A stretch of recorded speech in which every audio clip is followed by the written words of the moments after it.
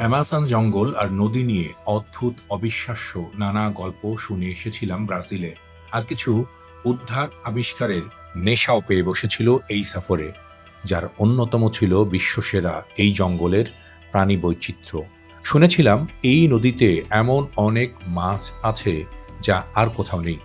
এমন অনেক সাপ ও কামাকড় আছে যা ভয়ঙ্কর জীবননাশী।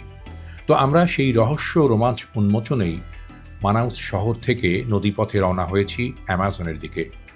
তখন একেবারে সকাল, সূর্য সবে উঠেছে, আমাদের জঙ্গল ক্রুজ ছুটে চলেছে দ্রুত গতিতে, মানুষের মতো দাঁতওয়ালা মাছের খোঁজে গভীর থেকে গভীরে।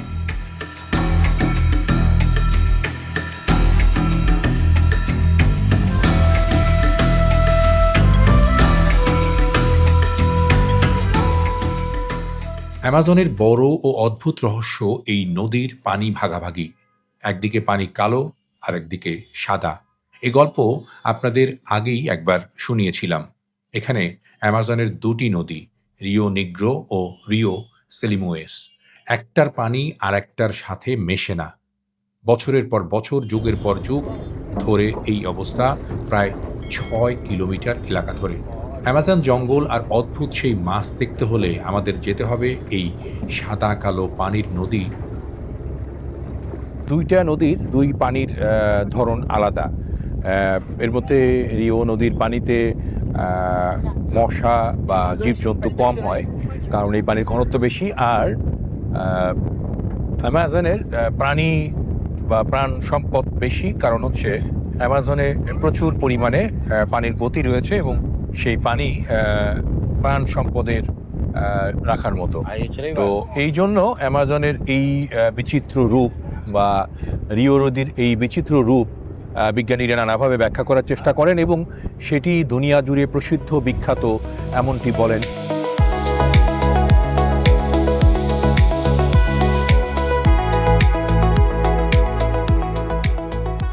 অ্যামাজন নদী পৃথিবীর অন্যতম বৈচিত্র্যময়, রহস্যময়, অদ্ভুত। অন্তত ৩,০০০ প্রজাতির মাছ পাওয়া যায় এই নদীতে। তারই একটি তাম্বাকি। স্থানীয়ভাবে অবশ্য এই মাছের পরিচিতি প্যাকু নামে। সর্বোচ্চ ৭ ফুট পর্যন্ত লম্বা আর ৩৫ কেজি পর্যন্ত ওজন হতে পারে।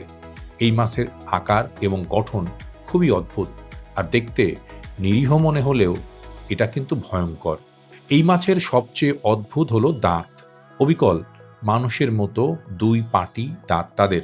এরা নদীর তীরে পড়া ফল সবজি খেয়ে বেঁচে থাকে। বাদামও খায় প্রচুর।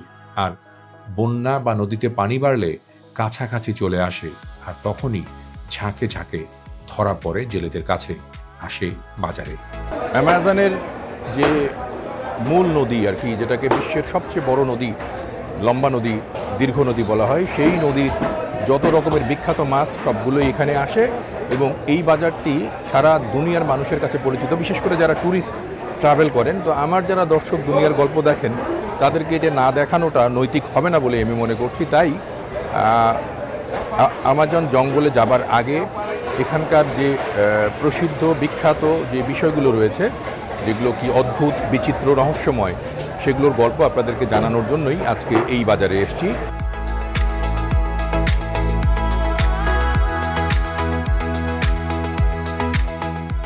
এই যে বাজার, সেটা মানাউস শহরে একেবারে রিও নদীর তীর ঘেঁষে। প্রায় ১৫০ বছরের পুরনো বাজার এটি। এখানেই পাওয়া যায় অ্যামাজন জঙ্গল ও নদীর বিচিত্র সব মাছ। এই যে দেখছেন তাম্বাকি বা প্যাকু মাছগুলো মাঝারি সাইজের, তাতেই ওজন হয়েছে ১৫ থেকে ২০ কেজি পর্যন্ত। এই মাছ খুবই নরম ও সুস্বাদু। আমাদের দেশে যেমন ইলিশ সবার প্রিয় মাছ, এই ব্রাজিলে তাম্বাকিও সবার প্রিয়। এটা বিভিন্ন সাইজে বিভিন্নভাবে বাজারে বিক্রি হয়।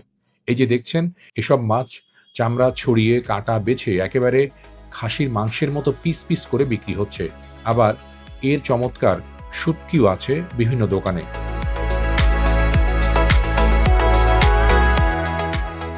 নভেম্বরের শেষ দিকে তখন নদীতে পানি বেড়েছে, তাই মাছও ধরা পড়ছে প্রচুর। ঠিক এই সময়ই ভোরবেলা যখন বাজারে আসলাম, তখনই মাছের টইটুম্বুর মানাউসের মার্কো দা এডলফো লিসবোয়া নামের এই প্রাচীন বাজার। বাজারে মাছ ব্যবসায়ীরা বনেদি, বোঝাই যায় এদের কারবার ভালো আর পয়সা করেও ভালো আয় করেন।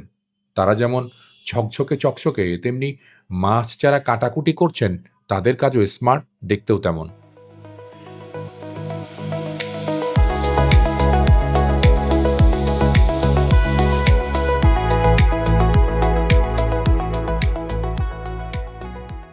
এত সুন্দরের মাঝেও কিন্তু ভয়াবহ নানা গল্প আর কাহিনী আছে মাছ বাজারে। এখানকার ব্যবসায়ীরা কথা বলেন পর্তুগিজে, তা আবার গুগল ট্রান্সলেট করে আমি কিছু ঘটনা শুনে একেবারে হতভম্ব হয়ে গেলাম। এক মাছ ব্যবসায়ী বলছিলেন, বছর কয়েক আগে তারা বড় এক তাম্বাকি মাছ কাটতে গিয়ে তার মধ্যে পুরুষ মানুষের বিশেষ অঙ্গর কিছু অংশ পেয়েছিলেন। এ কথাটা আরও কয়েকজন জানান। তাদের জানা গল্পটা হলো, তাম্বাকি মাছের দাঁত মানুষের দাঁতের মতো কিন্তু ধারালো। এই দাঁতকেই তারা অস্ত্র হিসেবে ব্যবহার করে। তারা যখন পানিতে থাকে তখন কেউ তাদের, মানে কোনো জেলে তাদের শিকার করতে গেলে তার জায়গা মতো কামড়ে ধরে, কেটে নেয়। তাই সচরাচর যে এলাকায় এই মাছ থাকে সেখানে কোনো জেলে নামলে তারা নিজেরা তাদের বিশেষ জায়গা বিশেষ পোশাক দিয়ে প্রোটেক্ট করে রাখেন।